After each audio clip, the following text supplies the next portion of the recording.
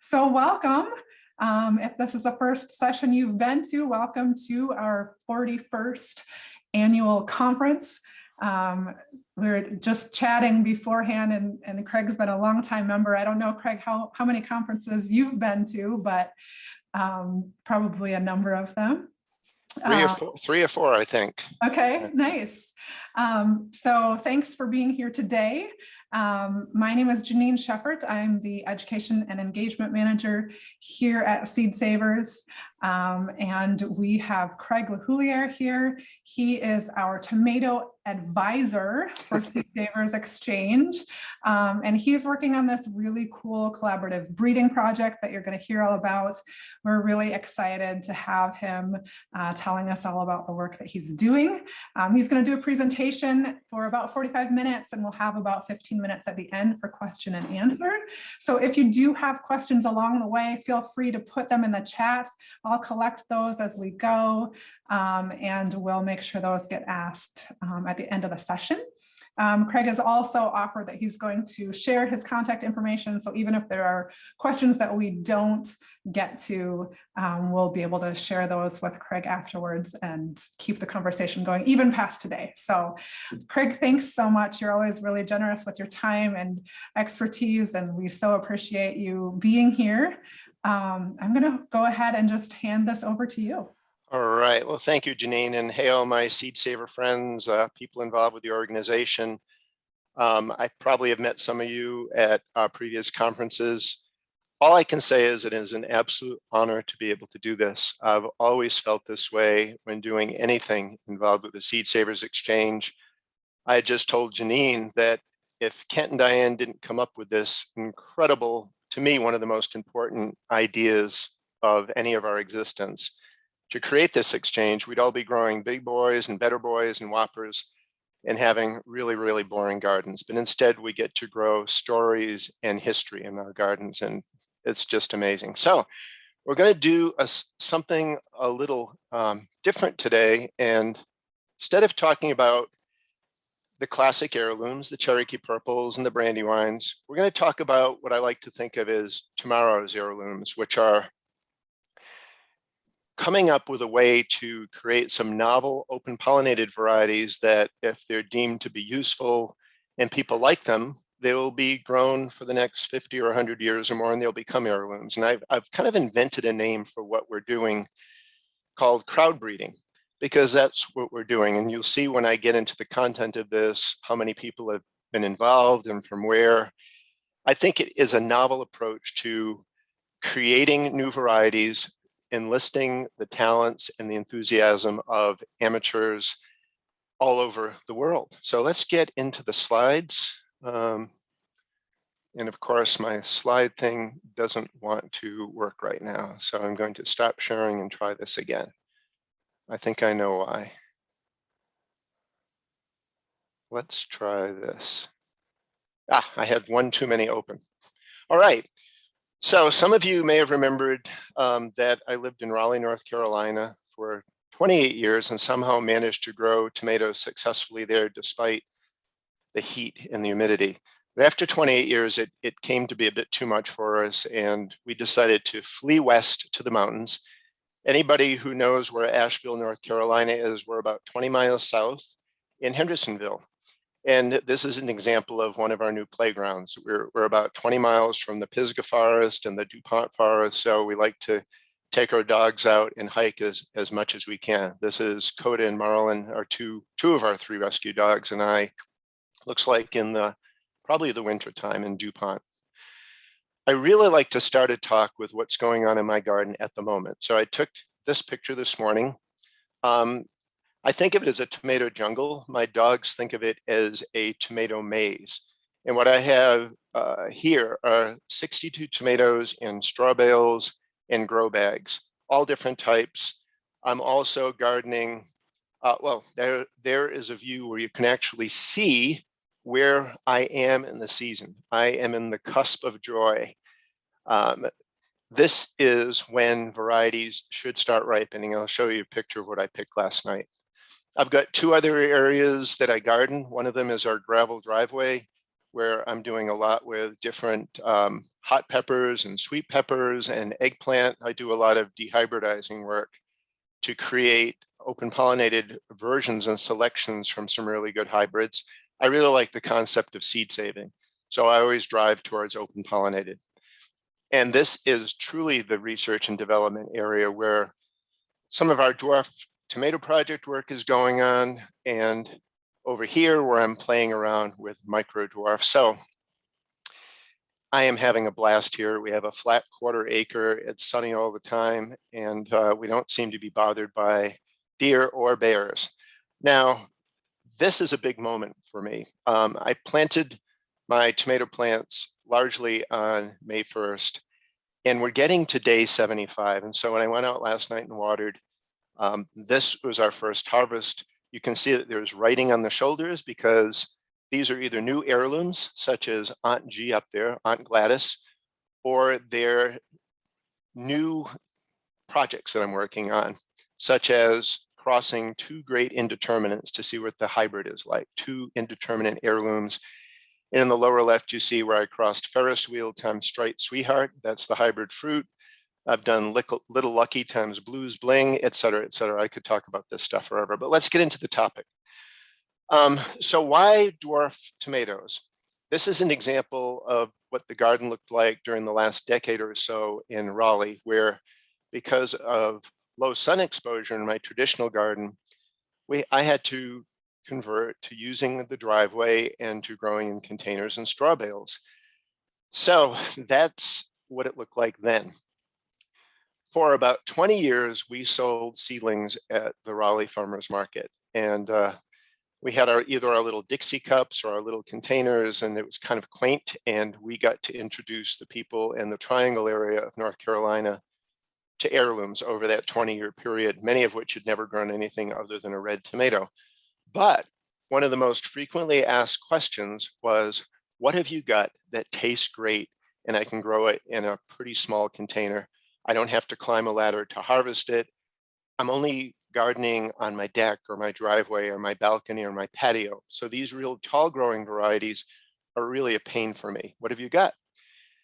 And the answer back then in 2004 was not a whole lot. Now, there were some dwarf varieties, but really not all that many.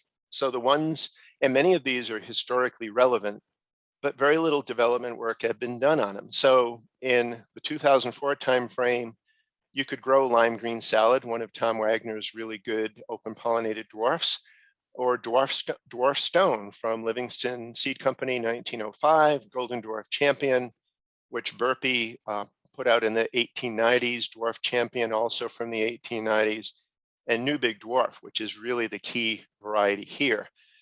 Yes, and there are determinate varieties, but when you think of the very best tasting tomatoes you've ever eaten, you don't think of Roma or Taxi necessarily, or Sophie's Choice, because even though they're convenient to deal with, determinate tomatoes just have a tough time developing the best flavors.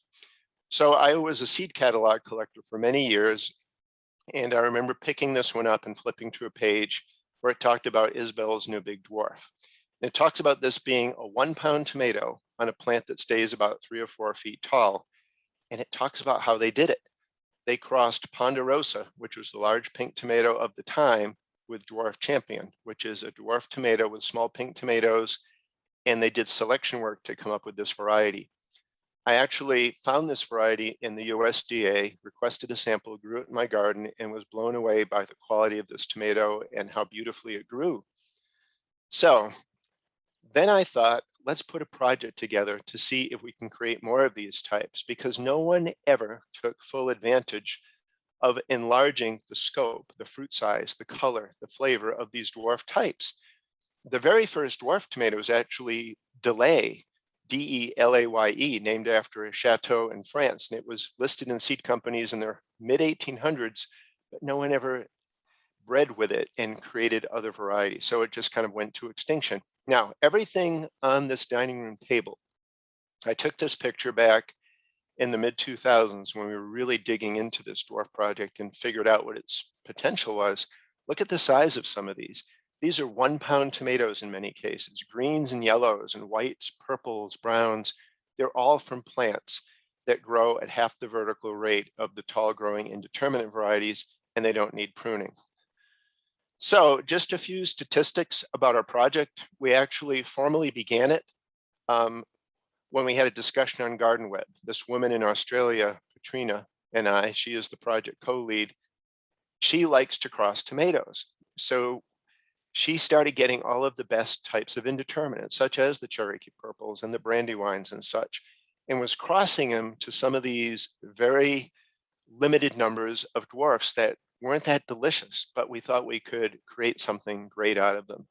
Every tomato on this plate is from a dwarf plant. Since 2005, we've employed the talents of 900 or more people all over the world. This is tough because we tell them at the beginning, the pay is pretty terrible. It's zero. You're doing this because you get to collaborate on something that will benefit gardens everywhere. You learn some interesting tomato genetics. You'll get some tomatoes that you can name, the discoveries. We now have 133 named varieties in various seed catalogs. And in fact, Victory Seeds in Oregon carries all of our varieties, and we've got more on the way. So I actually got to meet Katrina. We used to do a tomato tasting festival in Raleigh that we called Tomatopalooza, that started with my seedling customers, and it grew to where we'd have 200 varieties of tomatoes and 200 people. It was free. People just showed up and they got wicked canker sores because they sampled all these tomatoes. But Katrina decided to come over from Australia and attend one, and we got to stand by the dwarf tomato table. This is all work in progress here. It was great meeting her. So let's just get to the bottom a little bit of this type of tomato that I'm calling a dwarf, because there's a lot of confusion about this, and people are saying, well, a dwarf, you mean a determinate, it's just a short tomato, right? Dwarfs have been so obscure that few people have understood that it is actually a third type, genetically speaking, of tomato growth. Whereas indeterminate, and 95% of tomatoes are indeterminate, tomatoes like Cherokee Purple and Brandywine, they grow up, they grow out, they sucker constantly, and they tend to die when they get nipped by frost. But if you're in a frost-free area, they'll just keep growing and growing. They have the best flavors. They produce the most. They're a pain in the neck to deal with because you need a staking strategy or a pruning strategy to keep them off the ground so that you don't end up with a lot of foliage disease and fruit loss, or you can cage them, but they take up a lot of room. Still, many of my favorite tomatoes are indeterminates. Determinants, the gene of which didn't even arise until the mid-1920s with a variety called Cooper Special. They're also called self-topping tomatoes because what they do is they grow to a particular height of about 3 feet, and then the leaves start ending in blossom clusters, and it produces essentially a ball of tomatoes that you can harvest over a very short period of time. Taxi is the perfect example of this. They're like little yellow tennis balls. You can pick 50 at the same time, but then the plant is pretty much done. Because there are so many fruit in relation to the amount of foliage, you don't get the intensity of flavor because it's hard to do that much photosynthesis to support all that fruit. So dwarfs, the gene for dwarf also creates a very thick central stem. It's not totally self-supporting because the plant will get heavy and get weighed down with the fruit, but it's also got a very interesting foliage characteristic, dark green and crinkly, almost a blue-green. It's called rugose foliage, and that's one of the characteristic signs of the dwarf growth. How I think of them is indeterminate varieties that grow upward at half of the rate, so that at the end of your season, if you have an 8-foot Cherokee Purple, the corresponding dwarf will be about 4 feet tall. So useless tomato cages, those wire 4-foot tall cones that indeterminate tomatoes laugh at as they're growing by the top after about 3 weeks, they will contain a dwarf tomato beautifully. This is what dwarf tomatoes look like when grown. And whenever I've had people into my yard or garden or driveway and they look at these plants, they are amazed at the sheer beauty of them because of that thick, crinkly foliage and the dark blue-green color. And you can see here, they're growing very happily in 5-gallon grow bags. I just wanted to show the distinction of what that dwarfing gene does to the leaf shapes. So on the bottom are typical indeterminate varieties. On the left is a regular leaf with a serrated edge. On the right is a potato leaf. On the top are the dwarf analogs of those two types of foliage. So the foliage on dwarf regular leaves crinkle up. The foliage on the dwarf potato leaves kind of crinkle up, and they make beautiful plants. Now, this type of foliage doesn't really render any other type of advantage to the plant. It's just like blue eyes, blonde hair, brown hair, crinkly foliage, non-crinkly foliage. What it does, though, is dwarf tomato plants tend to be very thickly foliaged. And if you're in an area with high humidity and high heat and tend to get a lot of foliage diseases, I think it's advisable to go into the center of the plant and prune out some of that foliage to let some air in and open the plant up a bit. But you don't have to sucker them. In fact, if you sucker dwarf tomatoes, you will reduce the yields. So how did we create these? I just wanted to talk briefly. This is nerdy, geeky time where we're actually getting into how do you create a new tomato variety. The tools that I like to use are this rather inexpensive device that you can buy from Amazon or anywhere called a Veggie Bee. And it's essentially like an electric toothbrush without the toothbrush. It's a vibrating wand that allows you to collect pollen from the flowers. It comes with a shiny black spoon so you can see the pollen being collected, and a pair of tweezers because you need a kind of a steady hand until you get used to how this is happening. So what you do is you figure out, and I'm going to talk about what strategies are when you think about what two varieties you want to cross. Now, when we're creating dwarf varieties, one of the parents is going to be a dwarf, and the other parent will be an indeterminate, or you can cross two dwarfs. We've just started getting into that because now that we've created 133 types, we can start crossing them together to see what we get. But if you go up to a wide open flower on a morning where it hasn't rained, and I would do it before it gets really steamy out, and just put the vibration tip of that wand on the back of the flower and just buzz that blossom. If all goes well, you'll collect pollen in the spoon. There's enough pollen in that spoon, as you see right now, to probably pollinate 20 flowers. It's very tiny. This is the part that takes the steady hand. Then you go to your female plant, the pollen acceptor, and you get your tweezers and you pick a flower that's not quite fully open yet. It's still kind of a light yellow rather than a deep yellow. And the reason you do that is because tomatoes are self-pollinated, and typically they will pollinate as they open. You want to get it before that act happens. And you pluck carefully at the base of the anther cone and tug, and you want to leave the sepals and the ovary, which is the developing tomato, hopefully, if the pollination works, and the style, the pistil. And you're going to apply pollen to the tip by dipping the tip of that pistil. And I'm sorry that the focus on here isn't fantastic, but you're dipping it into the spoon, into that pollen. I then take scissors and I like to clip the sepals to mark, so I know that that's the flower that I've attempted to pollinate. I also take a twisty tie and I tie it around that blossom to give me an additional marker. If the ovary swells, I will then put an X on it when the fruit is big enough. So here you can see the clipped sepals, the twisty tie. Now, you can't guarantee yet that this was a successful cross, but you can say it is a successful pollination. So either by self-pollinating or what you did, a fruit formed. And it is not until you let this fruit ripen and save seeds from it and do a test grow out by looking at that plant, will you be able to know if the cross took. And I'm going to talk about that in a moment. So this is your tomato genetics 101. Each trait that you can see in a tomato has a dominant side and a recessive part. So for plant habit, tall or indeterminate is dominant to either dwarf or determinate. Leaf shape, the toothiness, the serrated leaves are dominant to potato leaf. Skin color, yellow, which makes red tomatoes scarlet colored. Think celebrity, think red brandywine. Versus clear. Clear skin with red flesh creates a pink tomato, such as brandywine. The yellow is dominant. With flesh color, red is dominant to all of the other colors, yellow, orange, green, white. What I don't know yet is what is dominant between two recessive colors.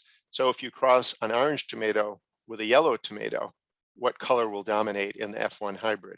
So there's still a lot of work that I want to discover. Fruit size, small fruit size is actually dominant. So if you cross a 1 pound tomato with a cherry tomato, your hybrid is going to be probably golf ball sized. Fruit shape, round or oblate, is dominant, but if you use a heart to cross it with, the heart shape actually comes through. So there's a partial dominance of the heart. What really surprises me is there's also partial dominance of striped fruit, not as distinct. So if you're thinking Berkeley tie-dye or something really distinctly striped, if you create a hybrid with Berkeley tie-dye, the stripes will be there, but they'll be fainter. And even the anthocyanin, that dark blackish blue coloration, that is partially dominant. So now, and I'm really very happy to take my text slides and make them available so the Seed Savers Exchange can post them, because this is really some basic tomato genetics that's really helpful. So I like to use the dwarf as the female plant, the pollen acceptor. The reason is, let's say I showed the picture of that fruit with the X on it. That was on a dwarf plant. I crossed it with an indeterminate. If the saved seed from that tomato grows indeterminate, I then know the dwarf took, because it's exhibiting the dominant traits. The seed in that tomato with the X is the F1 hybrid. Now, the fun begins, and the other thing is the hybrids can often be boring because they will just show all the dominant traits. And I'll show some pictures on how that works in a moment. Let's say you save then lots of seeds out of your hybrid, boring, maybe good flavored, maybe just kind of ordinary fruit. That's where the fun begins. And this is what we did in our project. Typically, I would grow out the hybrid and save lots of seed and then distribute the F2 generation seed to lots of our volunteers and say, go dwarf hunting. Let's say they plant 25 seeds, 75% of them will be indeterminate. And I'll show a picture of how clear that shows itself right away. 25% of them will be dwarf, and those are the ones I want people to keep and go forward with. If a potato leaf was a parent, 25% of those 25% will be potato leaf. So each time you're looking for a recessive trait, it's more and more like finding a needle in a haystack. And it can take 6 to 10 generations to create a stable open pollinated variety. So one of the reasons we worked with Australia and people in Florida in the Southern Hemisphere is we could fit 2 generations of growing in each calendar year. And if you wanted to take things out to the 6th generation, it would take us 3 years to finish that project. So let's look at some pictures here. So this is dwarf hunting, and this is from one of Patrina's pictures, and she planted some F2 seed, and you can see on the right in the front are dwarf seedlings. The cotyledons are more rounded, but the plant is half the height of the indeterminate varieties that you can see growing behind. That's why you can actually do a very quick check to prove if your cross worked. This is an example to show how, you'll remember I said earlier that dwarf plants maintain half of the growing rate of indeterminates right from the start. While on the left is an indeterminate variety Brandywine. On the right is a dwarf variety Golden Dwarf Champion. It has half the height, and it will maintain and continue that height differential throughout. So this is what my driveway was looking like while I was doing a lot of the heavy duty R&D, growing out lots of F2 varieties. Often these things by the end of the year would start toppling onto each other, but my goal was always a ripe fruit to see what were the colors and the sizes and the flavors going to be. This is an example of what typically will happen when you create a hybrid.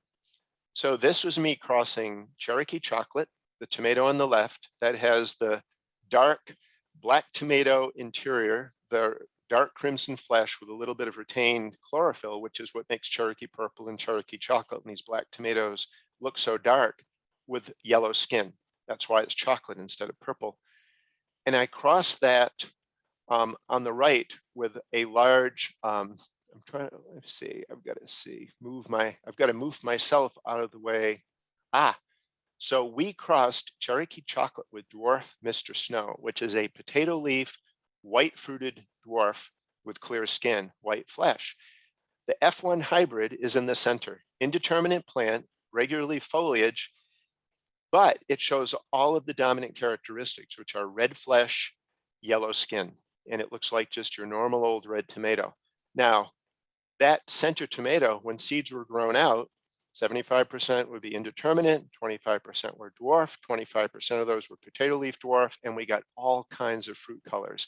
We got chocolates and purples, reds and pinks, whites and yellows. One other one that we did is pale leaf mortgage lifter on the left, crossed with summer sunrise on the right. And in the center, the hybrid is ugly and big and pink because it's showing the most dominant traits of the two parents. The yellow just kind of disappeared because it's a recessive trait. This is some work that I'm doing this year. So this is not a subject of this talk, but I've always wondered, if you take two of your favorite heirlooms and cross them together, will the hybrid be similarly great? And so I did it with 8 of them. And people can follow my Instagram account and find out how this is working out. 2 of my top 3 tomatoes are Cherokee Purple and Lillian's Yellow Heirloom. So I have the hybrid of those 2 varieties growing in my garden. In this case, I crossed Don's Double Delight, which is that beautiful red and gold striped tomato on the left, with Cancelmo's Family Heirloom, which is a big pink heart on the right.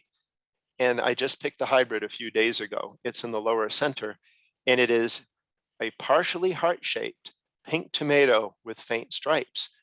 How is the flavor? I don't think it's that great. The flavor is actually not as good as either one of the parents. So this was just one data point, but it's interesting. If anybody wants to see what happens with saved seed, I'll have plenty.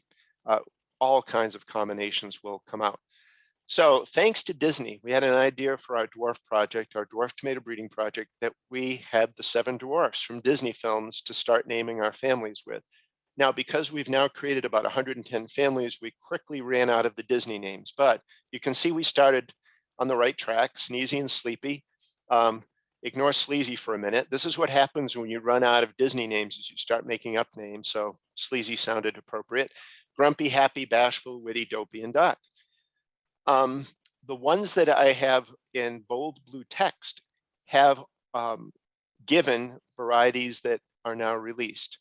The crosses, Golden Dwarf Champion times Green Giant, was such a successful hybrid that we have 10 named varieties just out of that one family. Dwarf Sweet Sue, Dwarf Mr. Snow, Beryl Beauty, Jade Beauty, Emerald Giant, Summertime Green, Kelly Green, Summer Sunrise, and they're all absolutely delicious. And they're either white or green or yellow, and they're either potato leaf or regular leaf. Sleepy is the family that gave us Rosella Purple. Sleazy A is the family that gave Dwarf Wild Fred, and Grumpy has led to a lot of short season varieties that our friends in Alaska worked on, et cetera, et cetera. If anybody's grown Tasmanian chocolate, that came out of the Happy family. The hybrids are often really, really boring, and the taste is often mediocre. So this is the picture of what the hybrids looked like of our first 9 dwarf families.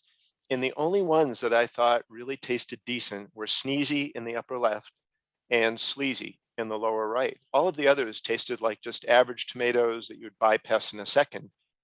One of the interesting things about then growing out saved seed and doing selections is you find the flavor returns and sometimes even improves as you're starting to do your selections. This is what happens when you cross Golden Dwarf Champion on the left, and that's the fruit above and the plant below. This is a variety that Burpee bred in 1892 with Green Giant, which is a potato leaf, large fruited green indeterminate. One of the best varieties out of that is Summertime Green, which is a 1 pound regular leaf dwarf that has all of the flavor characteristics of its daddy, Green Giant. And just to take you through a few other interesting varieties out of our project that are worth hearing about and thinking about growing. My wife's name is Sue, and I loved it when I found this yellow tomato out of the Sneezy family, and I called it Dwarf Sweet Sue, and it is still one of my favorite of the 133. That's it in the upper left. Beautiful 8-ounce bright yellow. This is one that Heather herself has grown from a plant that she took home from my house, Furticae.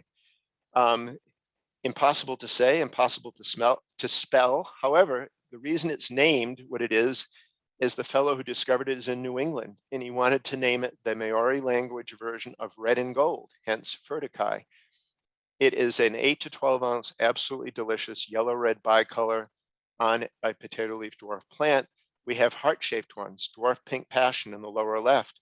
We have a new color we discovered, the black orange. which is Uluru ochre in the lower right, and that was developed using Cherokee Purple as a parent.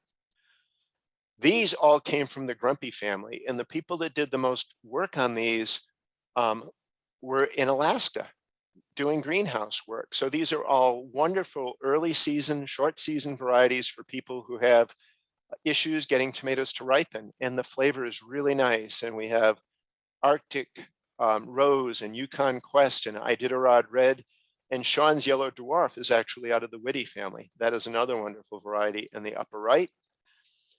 These are just some of my favorites that show the diversity of color, with Rosella Crimson up there in the upper right, and another view of Furticae, and Serendipity, which is chocolate with green stripes at the right edge.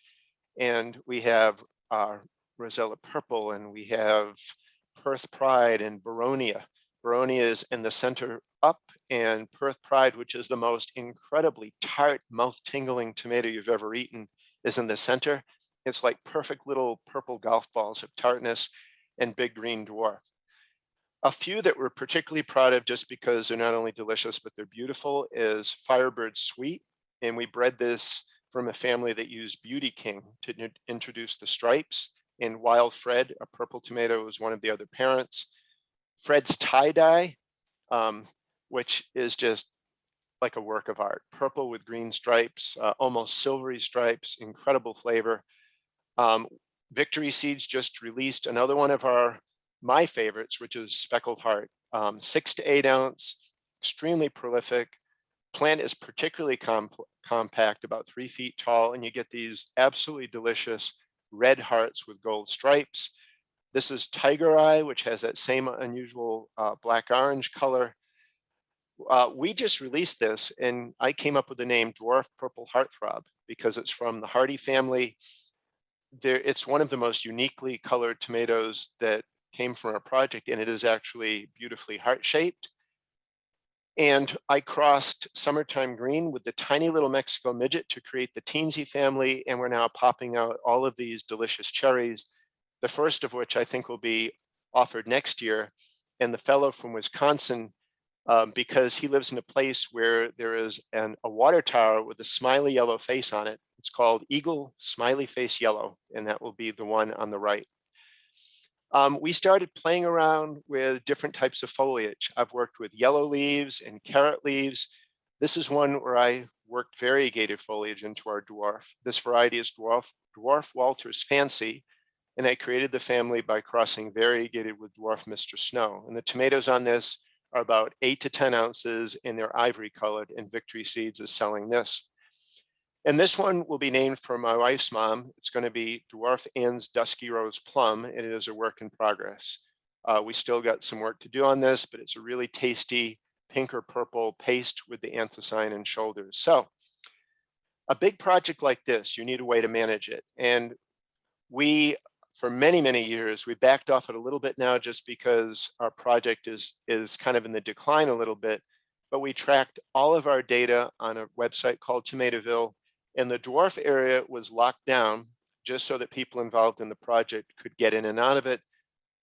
But you'll see in the center there, we had all of our individual dwarf families alphabetically listed, and you can go into each one of those and post pictures and talk about progress.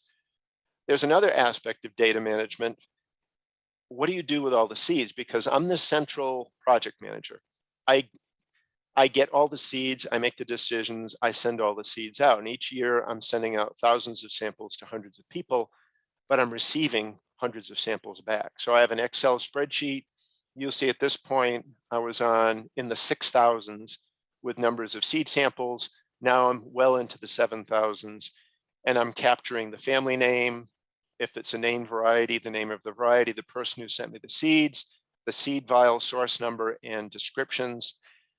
And then I wanted to show a screenshot of Victory Seeds, because this is the company that is actually carrying all 133 of our dwarf varieties. Now, many other companies have jumped on the bandwagon.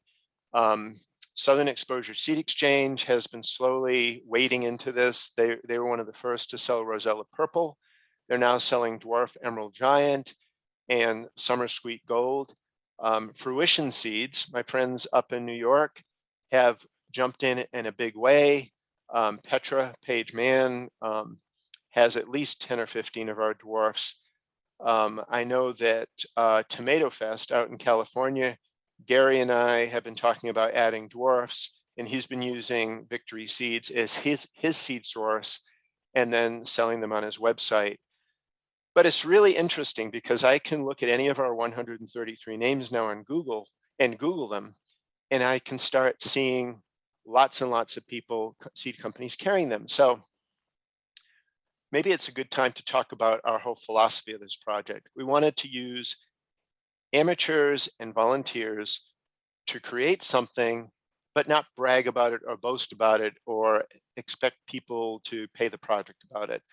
We wanted to have this be an altruistic project where we're all learning together and we're sharing about plant breeding. But then once we find a great variety and it's named and it's stable, we choose various seed companies that we will give them. Bill Minke, great seed saver, WIMIB out there in Wisconsin, has been one of our main seed growers. He'll grow 2,000, 3,000, 4,000 seeds, and then we'll pick a company and we'll send them all of those seeds and say, here's a new variety for you to repackage, do germination testing on it. Here's the description. All we ask for is you put a link to our website, and the description will list who from our project has participated in this, because we want everybody to get credit. Another important aspect is we want these all open source. So if people, all of our varieties are listed with the Open Source Seed Initiative, OSSI, meaning anyone out there who wants to purchase one of our dwarfs from a seed company can play with it, breed with it, create other varieties with it, grow it and enjoy it, grow it and sell seedlings at your local farmer's market. We kind of did this project for the gardening world to make it more interesting for them, but really to fill that gap of giving people who want to grow in containers, food desert gardens in the middle of nowhere where you're building community gardens and you have raised beds, but you don't want to deal with really tall plants, rooftop gardens. That's what this is for.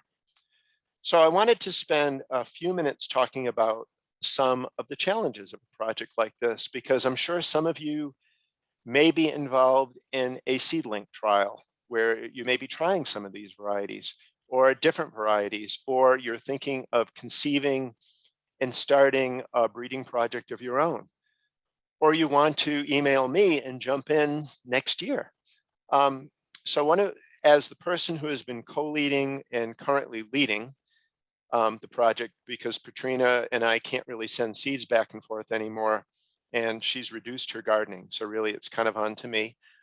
Resource, especially consistent resources, because what happens is lots of people think this is a great idea and they get all excited about it. I get to grow tomatoes of all these colors and I get to look through and pluck out the dwarfs. It's so much fun. It reminds me in a way of jumping into the Seed Savers Exchange when I did in 1986, where my collection boomed.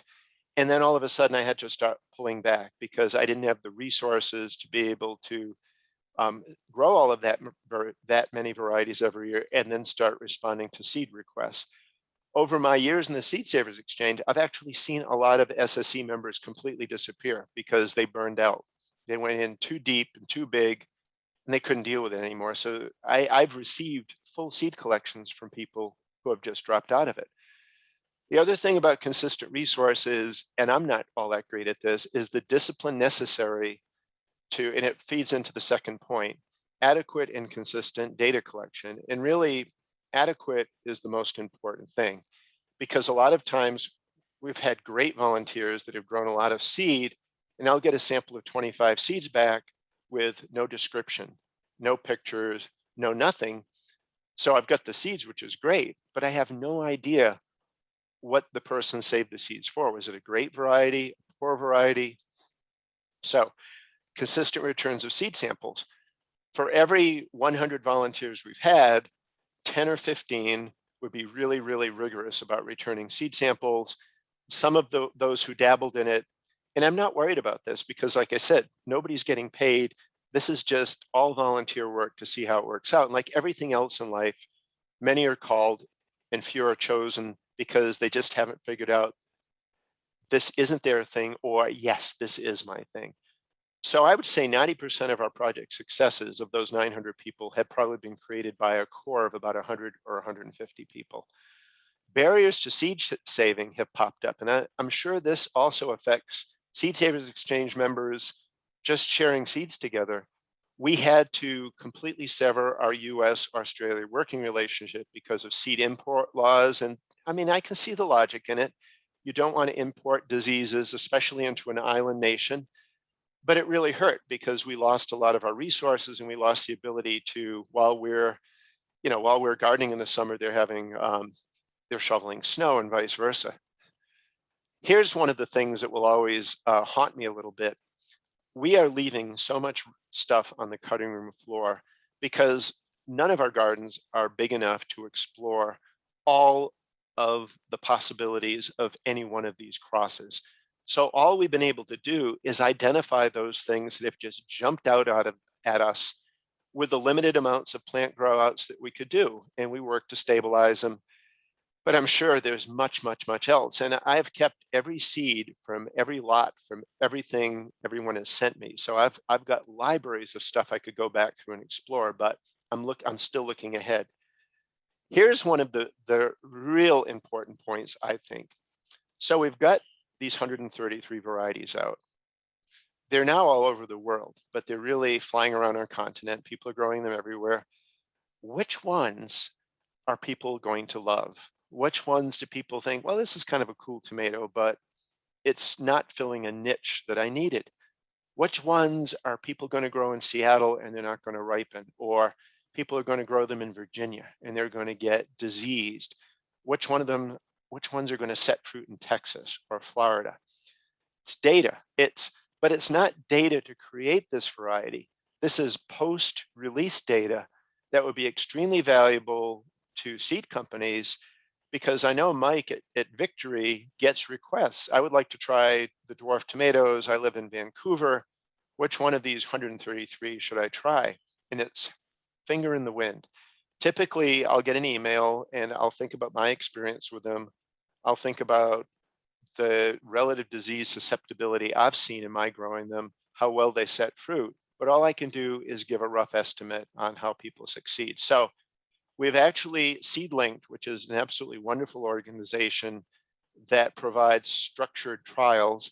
A few of our varieties are in SeedLinked. Bundaberg Rumball is in one of the cherry trials that I helped set up, and Summer Sweet Gold is in one of the slicers. So this is really exciting for me, but that's 2 out of 133. I don't have the answer for this yet, but this is a project that's crying out for some format for data collection from people who are growing these. And that's not easy to do in the heat of the summer, to take time out to capture all this stuff. I want to leave lots of time for questions. So I'm going to close at this point. Here are my 2 books that are out there. They've been there for a while and people can check them out of their library, or they're on Amazon. If people are interested in signed copies, they can contact me. And the book on this project that I talked to you about today is up here. And what I have not had the discipline yet to do is sit down in front of my laptop and just let it pour out and get it out there. I think it's going to be a self-publish, and I'm hoping to get it out over the next year or so. We shall see. So, as I said, speaking at the Seed Savers Exchange, in any event at all, having anything to do with this incredible organization is an honor. Why am I a gardener? Well, and many of us on this call hopefully will have a similar story to this. So I had a grandfather, Walter, that dude on the left, standing next to my grandmother. They're at their 50th wedding anniversary. He used to have a wonderful garden. And when I was really young, he would walk me through the garden and explain all of those plants to me. And it stuck with me. My first garden wasn't until I got married in 1981. But the first thing my wife and I did was to plant a garden based on the seed that he planted when I was very young. And my dad, Wilfred, and that's me at probably age 2 or less with him on the right, he had a garden. And he had morning glories and bachelor buttons and iris and portulaca. And I would stand in the garden in the backyard in the morning And I was a goofy kid even then. Forget the Tonka trucks. I wanted to see what color the morning glory was going to open up into, or the portulaca bud. So I feel really lucky that I had people who loved me that instilled this love of gardening. So hopefully in the time that we spent together just now, and I hope there's lots of questions, I helped you somehow to be interested in this project or to grow a good garden. But what I'd like all of us to do is to commit to growing some gardeners ourselves. And whether that be young people, whether that be nieces and nephews, children or grandchildren, neighbors, people down the street. I've got this, so we've lived here in this house in Hendersonville for a year and a half. I've got neighbors all around me now growing straw bale gardens.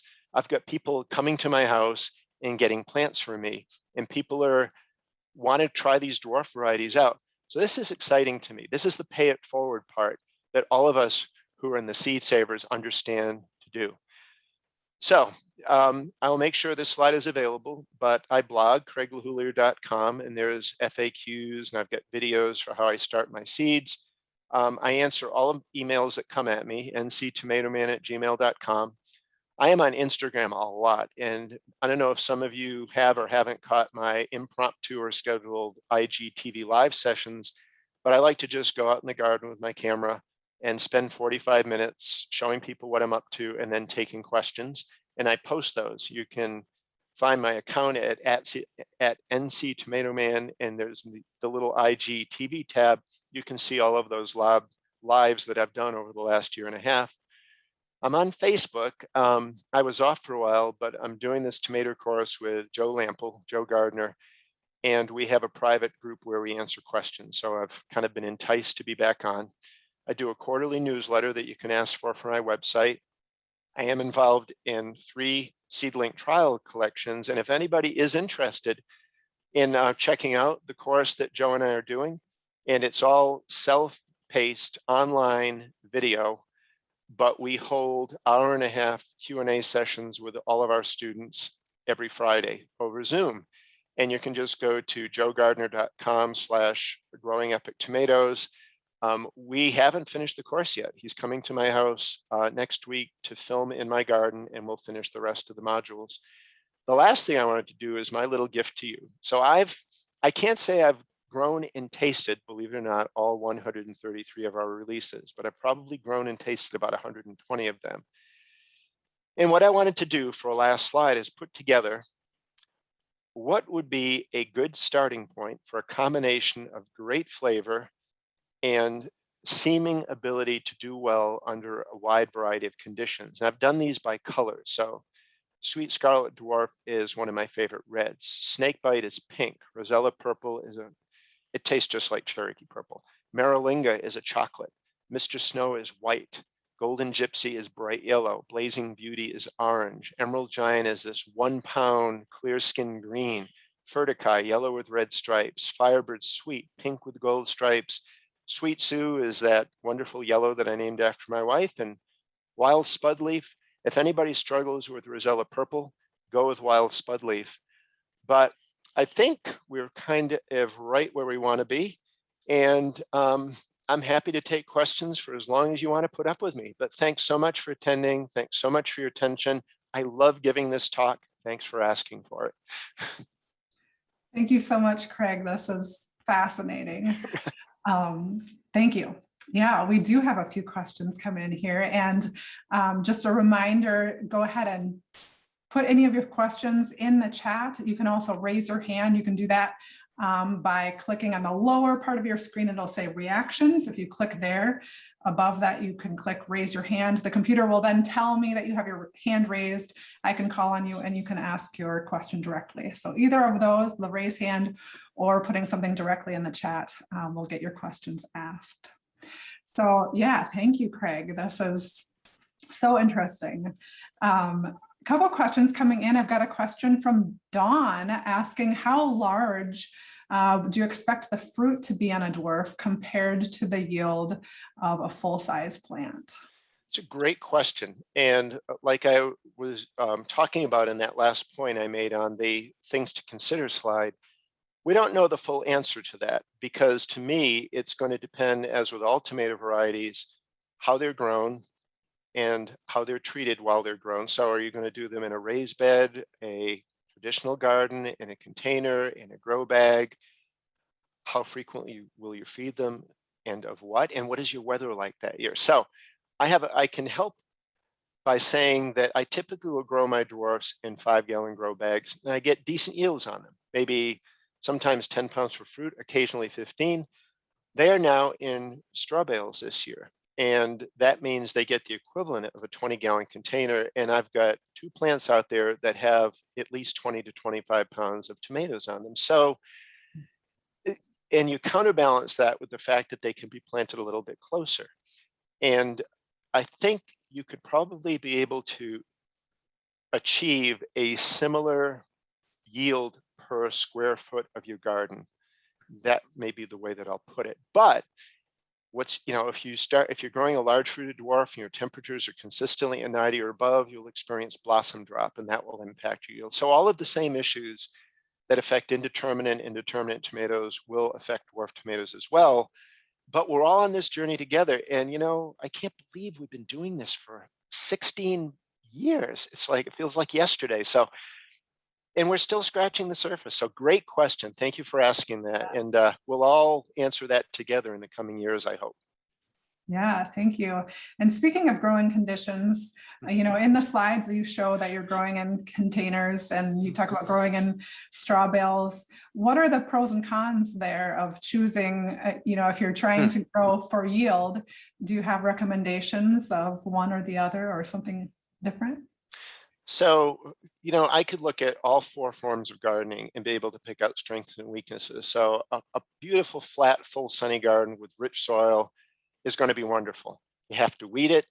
You have to rotate because you're going to get diseases building up. But it's the way all of us think of gardening. Raised beds have some of the same impediments in that you've had to bring in all that soil, and how many years you're going to be able to grow tomatoes in that particular finite space before diseases start building up. Containers and straw bales are the way to avoid having the diseases in the soil when you plant, because you can control what you put in your containers, and straw bales come to you as long as you're sure that they haven't been impacted with persistent herbicides. So I've been able to grow a lot of the more disease sensitive heirlooms well in containers and straw bales. The difference is, if you want to grow in a 20-gallon container, you have to pay for the good quality potting mix, manure, compost to put in that container. If you're buying a $5 or $6 straw bale, you're getting the equivalent of 2 20-gallon containers worth of capacity, which allows your yields to be, my biggest problem out there is supporting my plants, because I've got so much fruit set on that I'm having to top them when they get to the top of my 7-foot stakes, but also limit the suckers so that the plants, when we have a thunderstorm come through, it doesn't all tip over. Containers and straw bales are the same in that the roots only get the nutrients and the water that are defined by the boundaries of their containers. So you don't have to water a garden or a raised bed as often. You don't have to feed a garden or a raised bed as often, but you do have to feed and water straw bales and containers more often. I've fallen in love with straw bales, and as long as you can guarantee that they're not herbicide embedded and you can get them at a good price, they could change your gardening life. I've got 4 pushed together that are growing summer squash where this whole neighborhood is shutting the door in my face because no more, we don't want any more zucchini. Same with bush beans. We love bush beans. I couldn't grow them in Raleigh in the ground. I've never lost a squash to a vine borer in a straw bale. So you're getting me all excited about straw bale gardening. Yeah. It depends where the sun shines in your yard and the ability you have to maintain and care for it. If you can do daily waterings and weekly feedings and you get good sun, give the straw bales a try. But it's a great question too. I'm sure all these questions will be great. I know there's so many questions coming in. Another question, how large of a population do you recommend growing out for the F1, and does it change for F2? Oh, incredible question. So if you make a cross and you prove that the cross takes, everything in that tomato should be the same. F1 seed is uniform. So if you buy a packet of Better Boy, a packet of Whopper, a packet of Sun Gold, you could grow 25 plants or one plant, they're all going to be the same. When you create your own hybrid, same deal. You really only have to grow one plant, and that plant, because every seed in that hybrid is going to be the same, and it will show all of the dominant traits. The key is then save lots of seed, because it is in the F2 generation where the diversity is incredibly broad. You get that, 75% indeterminate, 25% dwarfs. Of those 25% dwarfs, you may get 25% yellow. You may get 25% potato leaf yellow, 25% variegated potato leaf yellow. The more populations you grow out, the more that you're going to discover. So my recommendation would be, if you plan a project like this, plant 100 seeds, throw away the 75 that are indeterminate. Now you've got a population of 25 F2 generation dwarfs that are going to show great diversity. Save seeds from your best plants, and then the next year grow those out. They're going to be still diverse, but you're then narrowing the funnel down. And each year you do this process, you're going to move towards stability and genetic uniformity. Interestingly, recessive traits are the easiest to stabilize. So once you stabilize a dwarf plant, everything from then on is dwarf. So that's what's kind of cool. Once you get a variegated plant and save seeds from that, everything from that point on is going to be variegated. The hardest color to stabilize has been red, because that's yellow skin, red flesh. And if you think you've got it, it keeps popping recessive traits back in. So we think we've got sweet scarlet dwarf nailed down, but people are still finding the occasional yellow, and the occasional orange, and the occasional white. They're all delicious. It's just, what do I do with this thing? So it's a journey, and I'm always there at the end of an email to ask a question on and help you, guide you on your way. That's great. Thank you. It looks like Christy has a hand up. Christy, would you unmute yourself and ask your question? Hey, Christy. Hello, Craig. Hello, everybody. It's such a treat to be able to talk to you and see you in real virtual time. So yes, it's me. It's me. Yeah, I'm actually calling you from, Maine. So a little bit northward. Yeah. My partner and I are super excited about tomatoes, and we actually ordered 70 of the Dwarf Tomato Project varieties from Victory. Yes. So, we've been winning over our neighbors, and I'm actually a teacher, so I gave out probably, a few hundred tomato seedlings, and many of those were the Dwarf Tomato Project to my fellow employees and families. So trying to spread the word there about what a great endeavor it is. So thank you so much for bringing that to our attention. So we definitely have our own set of challenges in terms of growing here in the Northeast, between drought and bugs and everything in the cold. So we keep pretty detailed records. My partner is a spreadsheet geek, so I have germination rates, all sorts of stuff. Would that be something that you would be interested in, getting copies of that data? You've just kind of like made my century. Yeah. So this will be extremely valuable to Mike at Victory. Sure. This will be extremely valuable to me, but it's extremely valuable to anyone on this call from anywhere, especially up in your area, who wants to grow these. Yeah, because you're the data point people. You're the kind of canaries in the coal mine to help us identify. So thank you for that. And Christy, I think we're going to become great friends. Yeah. But the other thing that you said that's really wonderful, children's gardens. These are eye-height plants for children to go and look the tomatoes square in the eye. So I would love it if youth gardens all over the country could start playing with these varieties and help fire up an interest in them in gardening and eating vegetables. So I always have more ideas than I have ability to. I'm not the biggest implementer in the world, but I'm kind of an idea guy. So if anybody wants to help me implement stuff, just get in touch with me. Yeah, I supply a garden for the middle school where I used to work. It's across the street, and we grew out a lot of F1s from Johnny's that they requested, but we're trying to get them to be like, okay, you need to try to take a look at some of these other things that are going to be easier for you to grow. And, they're exciting, they're just so different. So, yeah, we'd love to participate in helping you with the project and in any way that we can. So I'll be in touch. An absolute pleasure. Thanks for attending this. Yeah. Thanks for putting your hand up, and I can't wait to see what we can do together. So thanks. Thank you. Thanks so much, Christy, and that's so beautiful. This is one of the concerns that we originally had about virtual conferences. You still get to make these same community connections, so I love seeing it, especially when it happens. Yeah. So thank you for that.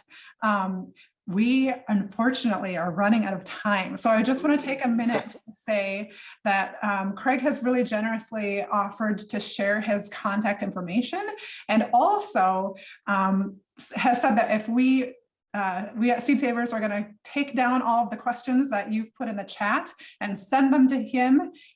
He is going to type up some answers and we'll post those. So that's such a generous offer of your time as well. Thank you, Craig. So I'm going to ask one more question here before we go, but if anyone has questions we won't get to in this session, still feel free to type them here and we'll make sure they're part of the list that we send to Craig after this. So thank you all for joining us, and thank you, Craig. I'm going to end with a question, since we're kind of focusing on community in this conference. I'm curious how you chose who it is that's doing this trial with you, and how you connected to people. What we did was we were on Garden Web and Tomatoville and just announced that we're doing this project. Anyone interested in participating, get in touch. And what's happened is, as time has gone on, as the tomatoes have gotten out there into catalogs, as I've been kind of the typical big mouth extrovert guy on things like Instagram and Facebook, and gotten around the country to do talks. And then once Epic Tomatoes came out, that gave me exposure to lots more people. I just kind of sit here and wait, and I get emails every week. This sounds like a great project. I'd like to participate. And I immediately say, yes. So, but community is such a great word, because there's our community of people working on this project. There's a local community of people who have come to get plants from us. It is the antidote to fixing so much of what's going wrong in our country and our world right now, is just, putting all the stuff that divides us in a closet, and let's talk about common things that we love to do together, like growing great food and doing R&D. So, and I can be one of the worst of the bunch about getting angry and upset and stuff, but with gardening, I put that all away and I just garden and I talk about gardening. So that's helped. That's beautiful. Thank you again. Thanks everyone for showing up to this session. This will be recorded and available later on our website as well. Thank you so much, Craig. It's always an honor to talk to you. The pleasure is all mine, sincerely. I loved it. Thanks everyone. I appreciate it. Thanks all.